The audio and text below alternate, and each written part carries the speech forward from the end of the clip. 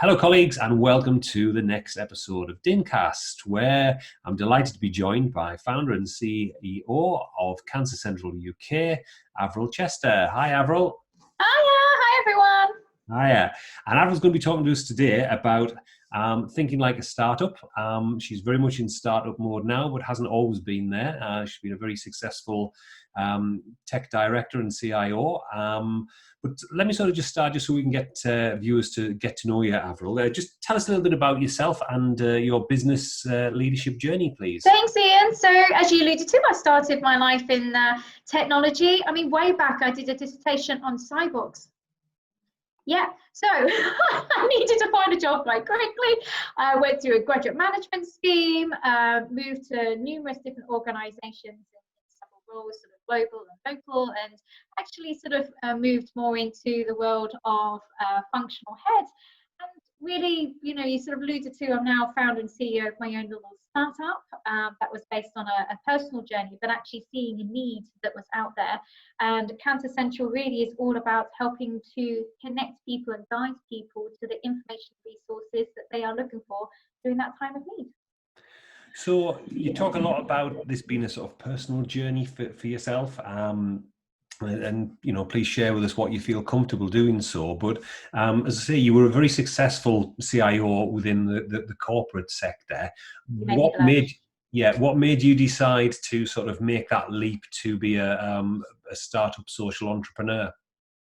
Sure. So for those who don't know, I went through breast cancer, and it was when I was off that I was struggling to find the information. And being a technologist, one would think that you could search.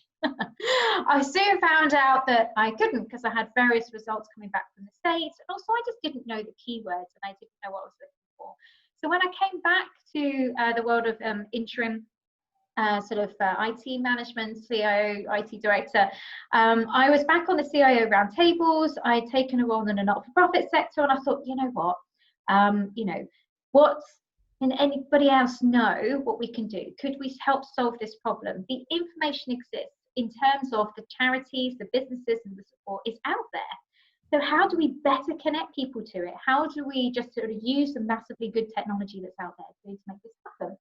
So I really sort of started to ask around, and it was like tumbleweed. So, hello, is there anything? Can I help? Can I help a project? And so, Ian, it was really at that time I thought, you know what? I can't let this fly. And I didn't want to live life saying, what if? What if I hadn't tried? What if I hadn't tried to start it? So, when my contract was coming to an end, I thought, well, let's give it a go. Let's try my own startup. I hadn't done anything like that before. I really was sort of learning as you go. I announced on LinkedIn, hey, I'm going to create my own business. This is great. It's called Cancer Central. And then it's like, where to go next with it? But it was really at the point when I evaluated the need. I was passionate about finding a solution, and I just knew then I had to try and find a way. And that must have been a really difficult thing for you to do, not only sort of getting over your traumatic medical experience there, but also, starting a new business of which, you wouldn't have had a massive amount of experience.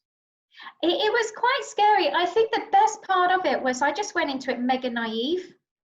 And I sometimes think the more you know, the least you're going to do. Because if I look back now on everything I've learned, would I have started it?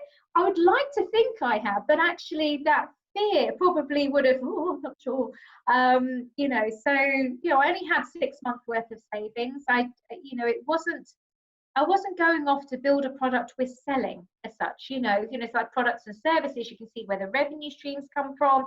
This was about connecting people to information and resources. So how do you do that, but keep it free for everyone? So that whole business model, the whole how we're going to create it, what technology we're using, I don't even have any funding to build it or ask developer help. It was very daunting, but you know what? I rolled my sleeves up and gave it my best shot. So what were you able to sort of bring in from your corporate experience to starting this brand new idea and business off then? Was there anything that has been valuable to starting your own business? I think what I found quite interesting is I sort of started my journey and semi forgot that I did have experience. Because it's easy, isn't it? You see yourself in a different scenario and you think, actually during your, your traditional job, as it were, you are negotiating, you are understanding, you are looking at purpose, you are looking at impact, you are doing all this stuff, you are building relationships. And all that of what you've created is absolutely very necessary and needed when you go and do a startup or a small business.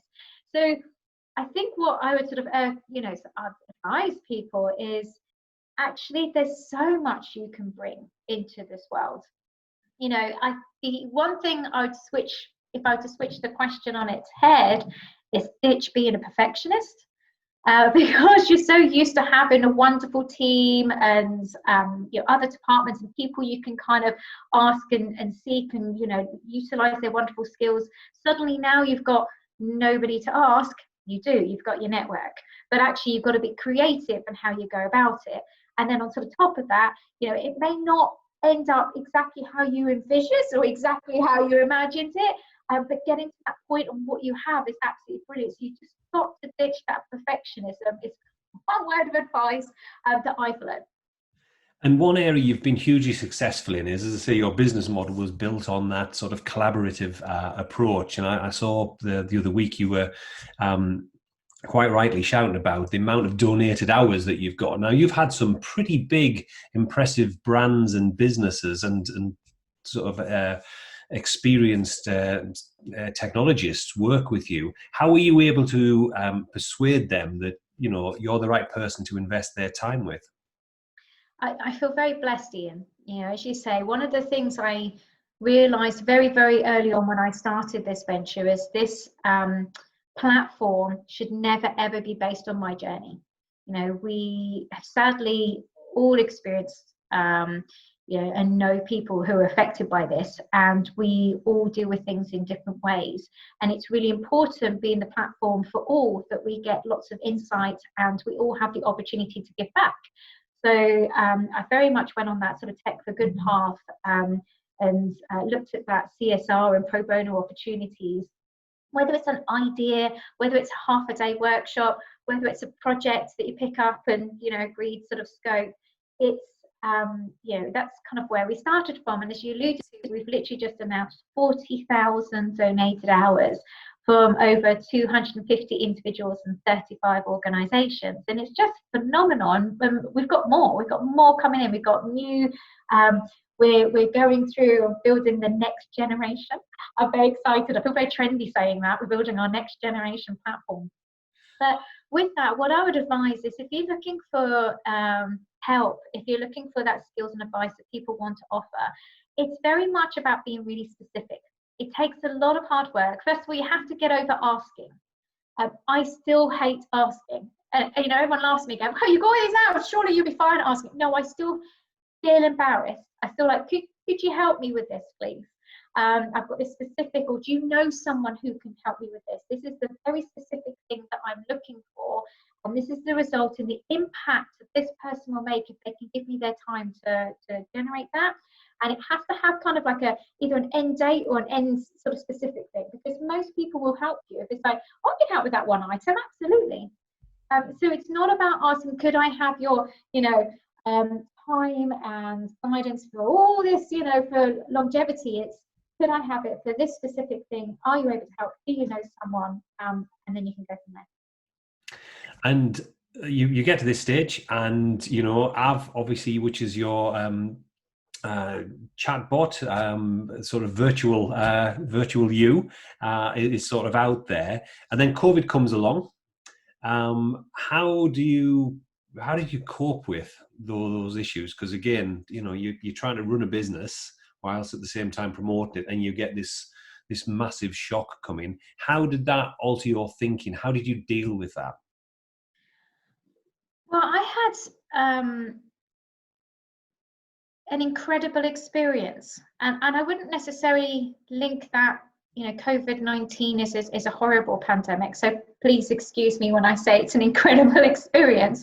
But one of our sort of board advisors, who was working with NHS Scotland, and they asked for business support in dealing with their 111 call volumes. So I literally was on the train home for lockdown. I was bag lazy, you know, and I get this kind of message saying, could you, so any ideas from your startup that you can support NHS Scotland? And at the time, the beginning part of this year, we've been going through some fantastic work with a company called Amido, and looking at user journeys and how we can better connect people to information. We've got nice user journeys now, which we're building, but obviously got sidetracked, and we were re-platforming Av. So I phoned them up and said, hey, got a bit of a situation. NHS Scotland 111 call volumes going through the roof with COVID-19. Is there something we can do with, Ask Av, our health chatbot, that we can do? So there were 6 organisations in total, one purpose, 1,000 donated hours to make this happen. We pitched, they were very excited by the solution. It's all medical information, of which they train Av and the chatbot, and have learned how to see the information that's coming through and enhance and update. So they're very much driving the content. We help them through the analytics. It went through all the governance structure and went live just after, really within a month or 6 weeks.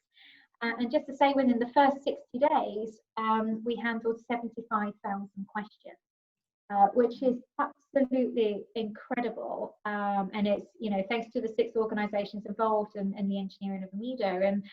And really, for me, when you come back to, oh gosh, is what is the purpose of Cancer Central? What is the purpose of Ask Av?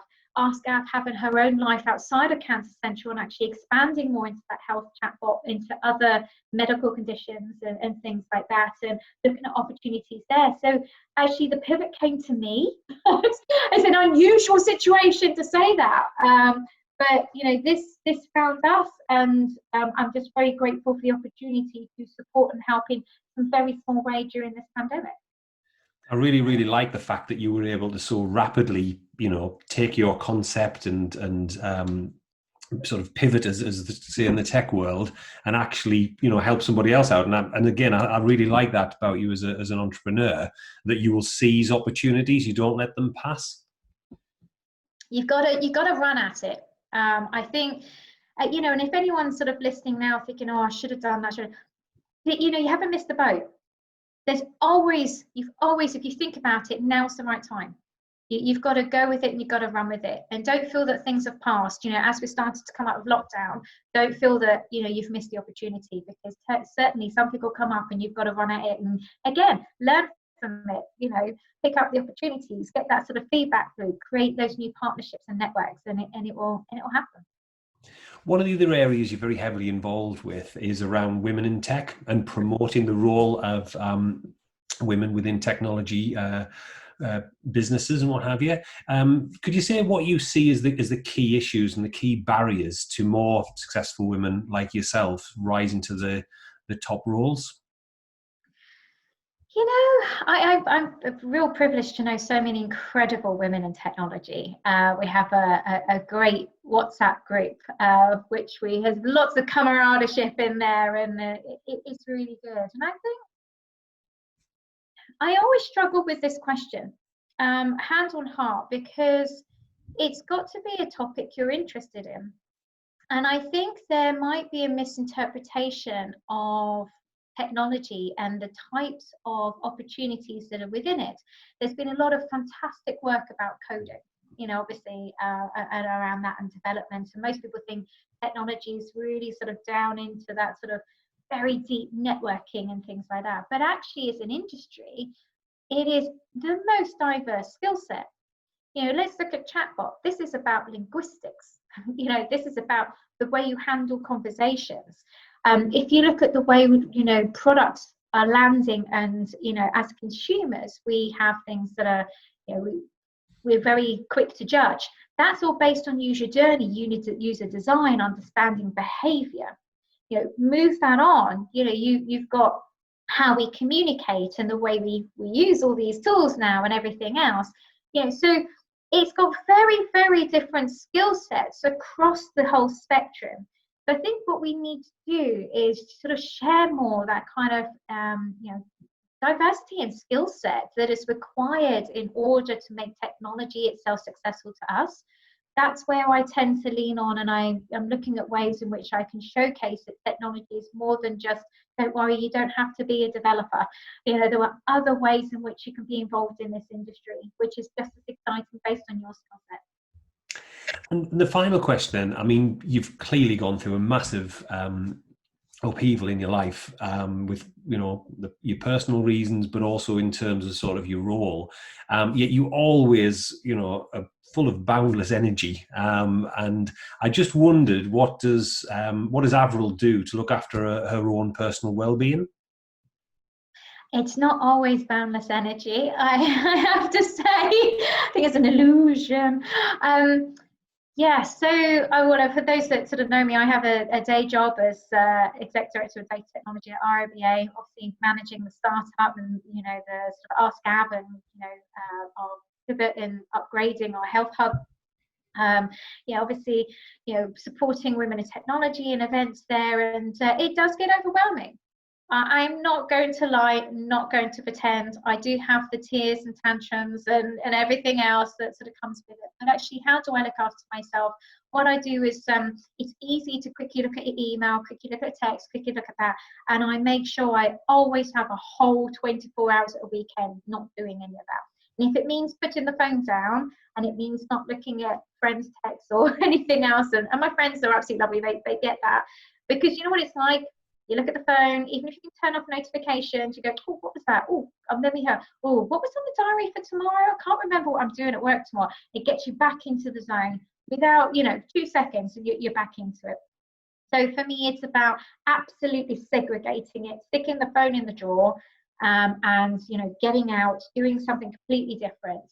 And that gives you at least that breather that you need, certainly during this time. Well, Avril, it's been an absolute pleasure. Thank you so much for sharing your story and telling us all about Av. I wish you all the very best of success with growing Cancer Central UK, and I look forward to sort of catching up with you in the future when you've achieved even more. So thank you very much. Oh, thanks, Ian. Thanks for having me. Thanks for listening.